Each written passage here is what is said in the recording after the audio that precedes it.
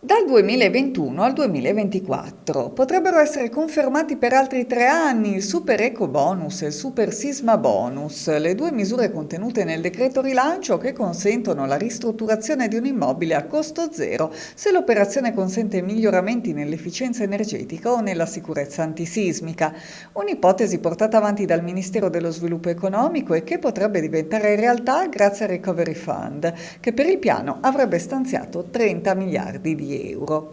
Bisognerà però aspettare il prossimo inverno per avere certezza al riguardo, perché l'elenco ufficiale dei progetti da finanziare con i 209 miliardi di euro messi a disposizione dall'Europa verrà presentato dal Mise solo a gennaio 2021.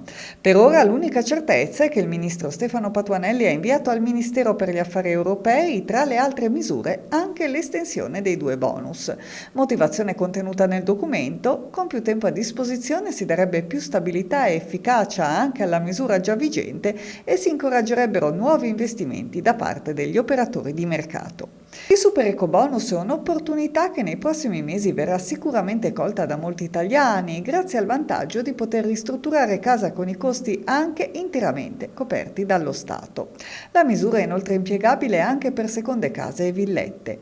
Oltre ai proprietari, possono richiederlo anche i familiari e i conviventi, purché siano loro a sostenere le spese. Il Superbonus è disponibile anche per chi ha stipulato il contratto preliminare di vendita e lo ha registrato.